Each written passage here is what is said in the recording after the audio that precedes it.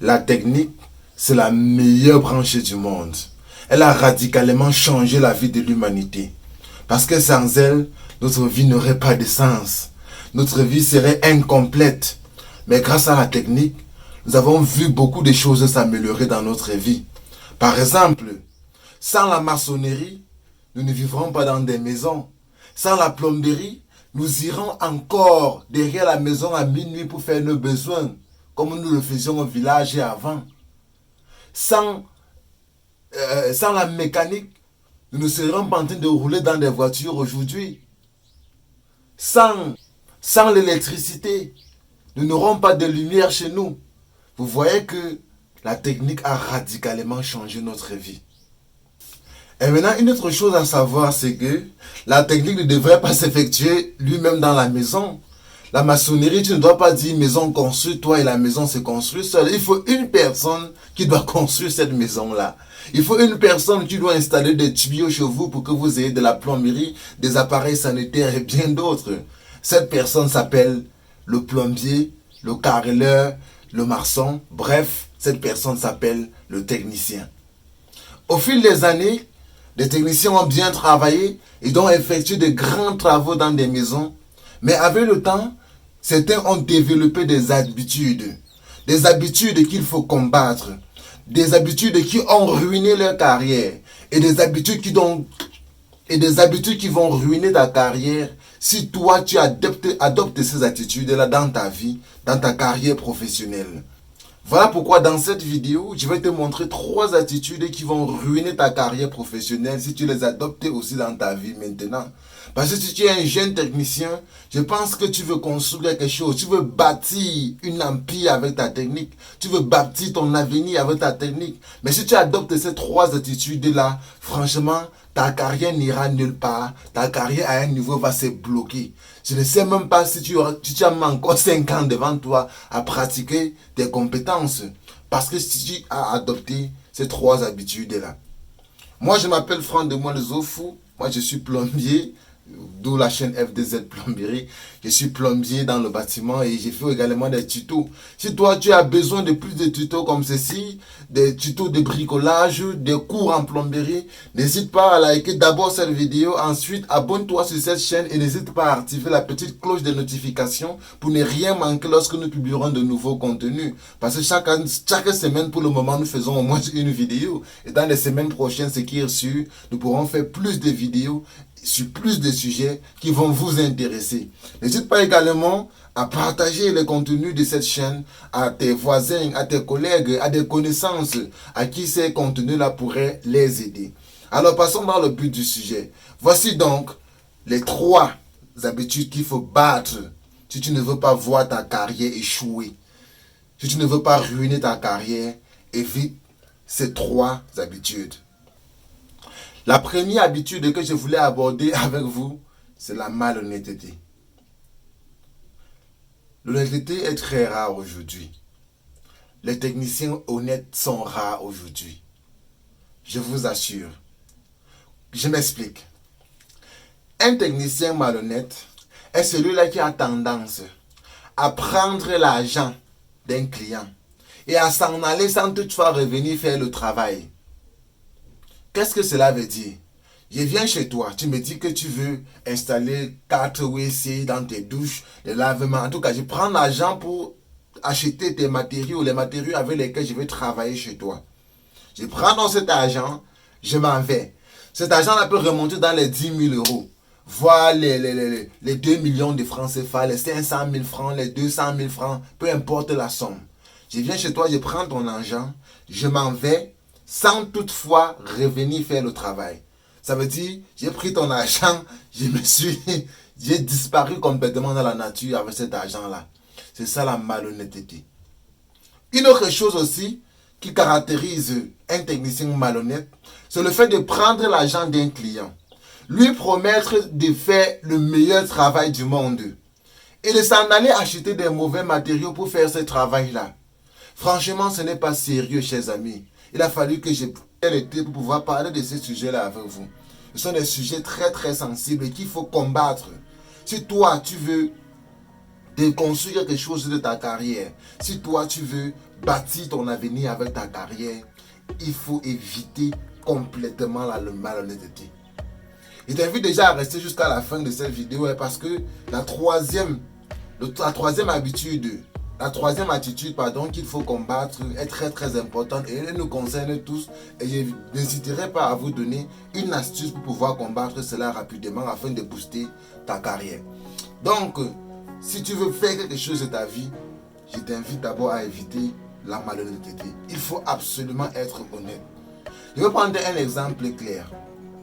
Tu vas voir un technicien là qui arrive chez toi, un plombier, voilà. Un plombier qui arrive chez toi, parce que mon point fort c'est la plomberie. Un plombier arrive chez toi.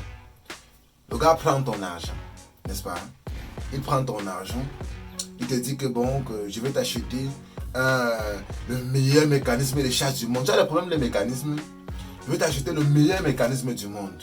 Moi, en tant que plombier, je sais que le mécanisme de chasse le plus standard, c'est-à-dire ce qui est un peu bien, va te coûter environ 8 000 francs à 10 000 francs. Il y en a qui coûtent un peu plus, les hauts de gamme coûtent un peu plus cher. Mais le mécanisme qui peut tenir chez toi au moins 3 ans, 4 ans, va coûter au moins 8 000 francs à 10 000 francs. Un technicien vient chez toi, première des choses, il te frappe, il te dit que c'est 15 000, de 1. Il prend donc tes 15 000 francs. Il s'en va acheter le mécanisme de 3 500 francs et il revient installer chez toi. Même chose pour le robinet, même chose pour tous les autres éléments, sanitaires. Il s'en va acheter pour 3 500 francs. Le reste d'argent qu'il a pris, bon, je pense qu'il a pris, donc il t'a pris 15 000, il a acheté 3 500 francs. Ça veut dire qu'il y a un reste de 11 500 francs qu'il va mettre dans sa poche. Et en plus de prendre dans les 11 500 francs pour mettre dans sa poche, celui-ci va aussi prendre dans la main d'œuvre 5 000 francs pour monter ça. Là, ça va faire 16 500 francs qu'il a gagné de toi et a gardé et t'a acheté un mécanisme de 3 500 francs. Et le mécanisme de 3 500 francs, c'est un mécanisme là, si tu as des enfants, je ne sais même pas si ce mécanisme va faire une semaine chez toi. C'est ça la malhonnêteté. Deuxième cas de figure, moi j'ai vécu une situation claire, c'est une situation qui s'applique précisément chez moi. Je me rappelle lorsque je faisais, bon, l'enceinte où je me trouve actuellement, c'est mon petit bureau à la maison. Quand je voulais faire la porte ici, cette porte en bois, il y a un technicien que j'ai rencontré, je lui ai parlé le même, il est de mon village. Quand on s'est vu, on bavardait en patois et tout. En tout cas, quand tu vois déjà quelqu'un de ton village, tu commences à avoir une certaine attirance envers lui. Vous vous entendez facilement. Je me rappelle le jour là, la porte était vraiment urgente parce qu'il fallait que je mette la porte sur cette... J'installe une porte ici pour pouvoir fermer facilement mon bureau lorsque je sors. Donc, j'ai vu le monsieur. Le monsieur me dit, vraiment, mon cher frère, voilà, mon cher frère, tu me donnes 23 000 maintenant. Demain à midi, tu portes ta porte. C'était un monsieur handicapé, il était handicapé, il avait le pied un peu tordu, un jardin. En tout cas, j'ai eu aussi pitié de lui parce que de temps en temps, il est à l'hôpital et tout. Il a dit, tu as 23 000 francs, demain je livre ta porte. Il a dit, ok. Il a dit, est-ce que tu as Orange Money? Il a dit que j'ai les comptes. Orange Money, ici en Afrique, ce sont des transactions par téléphone ou quoi. Ça veut dire que tu envoies l'argent. Orange Money, Orange Money en Afrique, c'est des portefeuilles électroniques. Donc, tu peux l'envoyer l'argent avec ton téléphone et tout. Il a dit que, ok, il a Orange Money. Il a dit, ok. Il t'envoie l'argent par Orange Money. Il lui a fait un transfert d'argent de 23 000 francs. Le gars a pris mes 23 000. Il a dit que le lendemain à midi, je devais avoir ma porte. On était aujourd'hui à 11 h et il m'a dit demain à 15 h, ma porte est livrée. J'ai dit ok, c'est une bonne chose. J'étais tellement content. J'étais excité à voir ma porte. Les amis, je vous assure que le gars a pris l'argent. Jusqu'aujourd'hui, ça fait de cela peut-être 7 mois, je vous assure, que cette histoire-là s'est passée. Le lendemain, je l'appelle, il me dit non, vraiment, j'ai eu une imprévue. Après-demain, je l'appelle, wow. Après, même son téléphone ne passait plus. C'est là où me suis rendu chez lui, parce qu'il vivait avec son oncle ici. Et puis, j'ai rencontré son oncle. Son oncle me dit qu'il a fait ça à presque tout le quartier. Est-ce que moi, je savais ça? Il a pris l'argent des travaux des gens. C'était un menuisier. Il a pris l'argent des charpentes des gens. L'argent des plafonds des gens. Vous connaissez combien coûte un plafond déjà? Combien coûte un contreplaqué pour le plafond? Il a pris l'argent des portes et des gens. Moi, je connais des chantiers. Je connais plusieurs chantiers dans les environs. Il a frappé au moins 3 millions de francs CFA ici au quartier avant de s'en aller avec. C'est ça la malhonnêteté. Vous pensez qu'il ira loin avec ça? Les amis, pour vous dire vrai, ce monsieur est au village, là actuellement. Il est au village, là actuellement, il a fui complètement la ville. Il est au village, là actuellement. Il travaille dans les champs là-bas. Voilà que sa carrière est fichue. Pourtant, lorsqu'il fait un petit bon travail, il travaille très bien. Lorsqu'il fait sa porte, je ne sais pas, ses meubles, c'est tellement joli.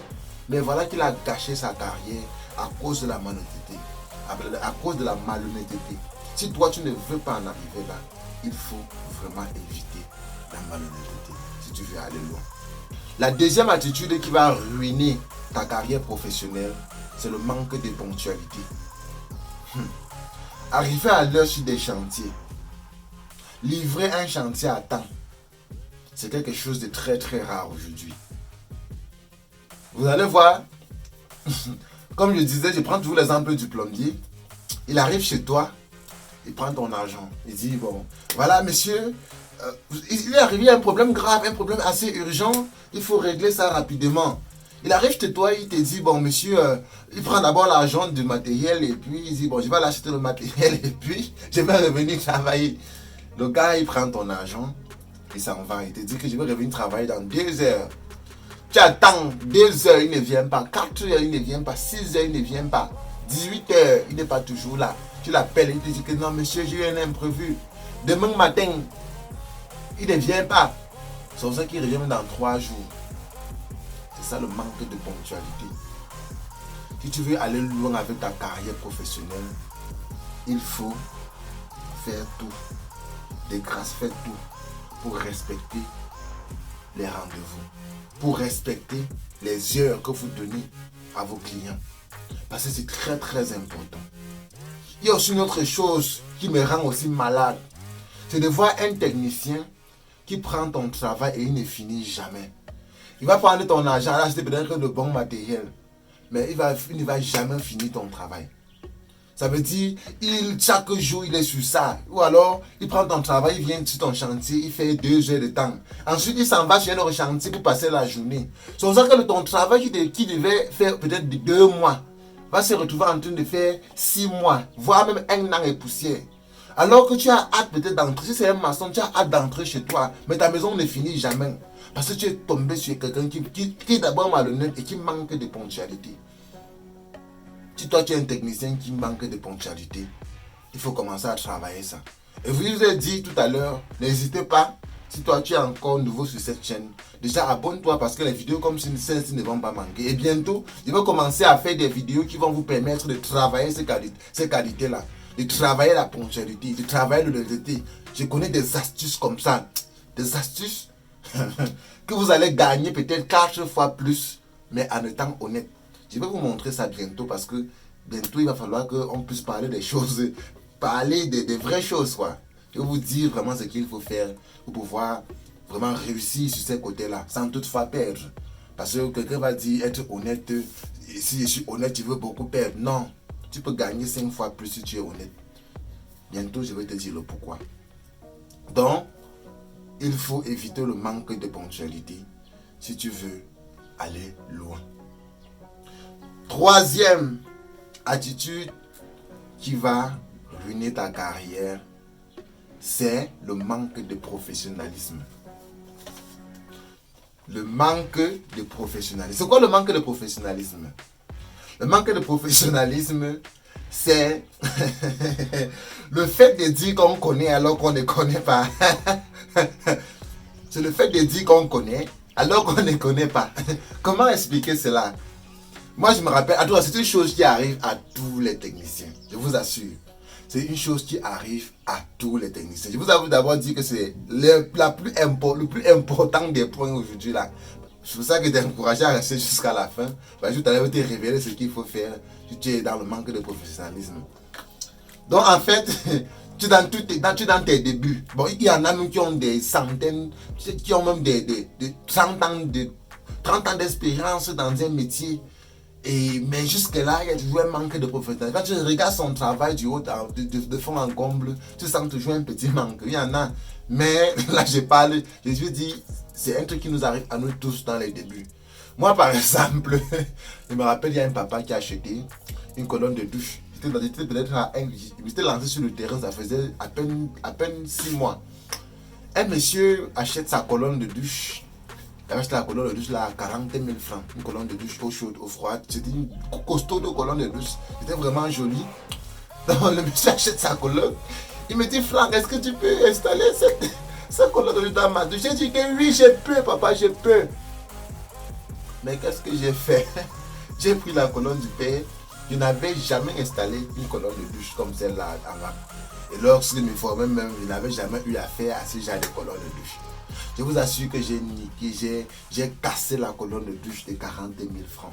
Je l'ai cassé, les amis. Il y a les écrous qui se sont brisés. Parce que sur une colonne de douche avec des flexibles et consorts, il y a des points où il faut visser parfois avec les doigts et serrer juste un peu avec la clé à molette. Donc il ne faut pas tellement serrer. Quand tu vas trop serrer, l'écrou va se casser.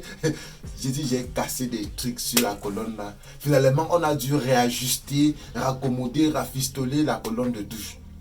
C'est minable, les amis. Une autre chose aussi, j'ai visité un hôtel récemment.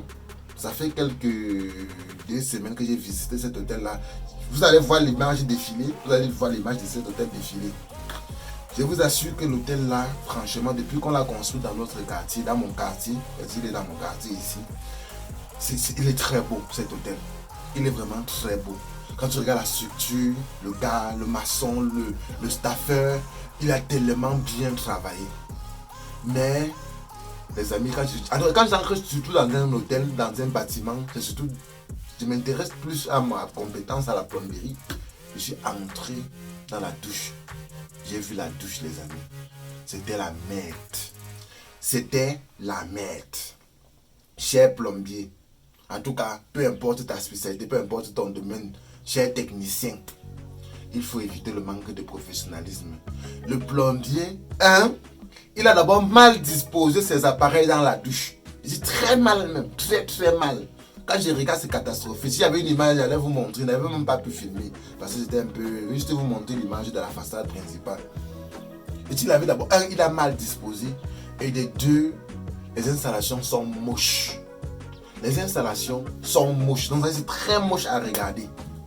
C'est très très moche à regarder. C'est même il a réussi, quand tu appuies la chasse, ça fonctionne, il n'y a pas de fuite. Mais c'est tellement moche à regarder. Dans un hôtel 3 étoiles, ici c'est 3 étoiles, l'hôtel là, ils ont mis 3 étoiles dessus. Parce que quand moi je regarde, ça mérite ces 3 étoiles là. Mais c'est un technicien, le plombier, il y a même l'électricien qui est venu là, tu regardes un interrupteur c'est tordu comme ça. Non, c'est pas bon, les amis. Pourtant, ce monsieur a investi sur cet hôtel. Voilà, voici le cadeau du jour. Comment éviter le manque de professionnalisme? Les amis, que tu sois dans tes débuts ou alors tu as de l'expérience en plomberie, s'il te plaît, voici ce que tu dois faire. Chaque fois que tu gagnes un marché et que tu es certain que tu n'es pas en mesure de faire ça correctement, de gérer correctement, de livrer correctement ton travail, je t'en prie, voici ce que tu dois faire. Crée-toi des relations avec des techniciens plus compétents que toi.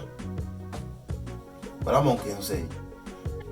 Crée des relations avec des techniciens plus compétents que toi. Si c'est la plomberie, fais connaissance des plombiers qui sont plus compétents que toi. Quand tu vas gagner un marché, un gros marché comme ceci, tu m'appelles. Tu m'appelles. Même si tu me donnes juste l'argent de mon carburant, tu m'appelles, je vais venir dans ton chantier. Je vais te donner des conseils. Je vais te dire comment tu dois faire. Tu comprends? Je vais te dire comment tu dois faire. Je vais te dire que mon cher ami, quand on est dans un hôtel, parce que l'installation dans un hôtel n'est pas la même installation que dans les maisons ordinaires. Non. C'est quelque chose à prendre au sérieux. Et ça prend du temps. Il faut concevoir la disposition des appareils sanitaires. On conçoit même 6 mois avant. On conçoit même 2 semaines avant la réalisation. Tu viens me voir, tu me dis que voilà une douche. Tu me montres juste sur le plan que en fait j'ai affaire à un hôtel. Je vais dire ok, c'est bon. Comment disposer?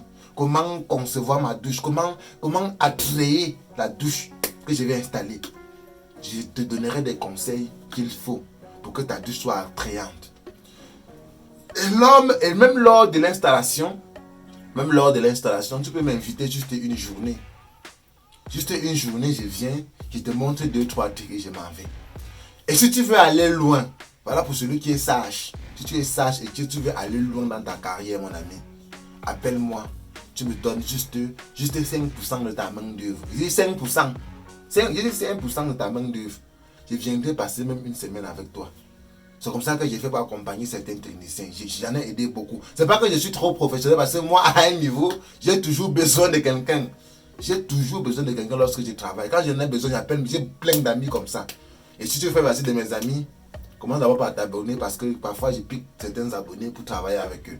Donc, moi j'ai parfois besoin des gens. Et quand les gens ont besoin de moi, je suis là. Si je viens là, je vois que non, ça me dépasse un peu. Je prends mon téléphone, j'appelle un autre ami. Peut-être que tu as déjà fait quelque chose de ce genre. Peut-être si c'est un truc qui n'est pas encore fait. J'appelle un ami qui l'a déjà fait. Et mon ami me clarifie la situation. C'est comme ça, il faut collaborer entre techniciens. Là, tu vas faire un joli travail. Et là, la prochaine fois, on va te recommander. Vous pensez que dans cet hôtel que je venais de citer là, est-ce que ces messieurs, je vous assure que les douches qui sont là-bas, franchement, vont chasser les clients. L'hôtel est très beau, mais quand les ministres vont garer leur Range Rover pour entrer dans l'hôtel là, ils vont seulement voir l'état des toilettes et dire que vraiment, ça ne vaut même pas la peine, je vous assure. Parce que les toilettes de l'hôtel, d'un hôtel 3 étoiles, d'un hôtel même en général, doit déjà offrir un certain confort à l'utilisateur. Un certain confort. Et je pense que ces messieurs-là étaient prêts à tout pour pouvoir offrir ce confort-là.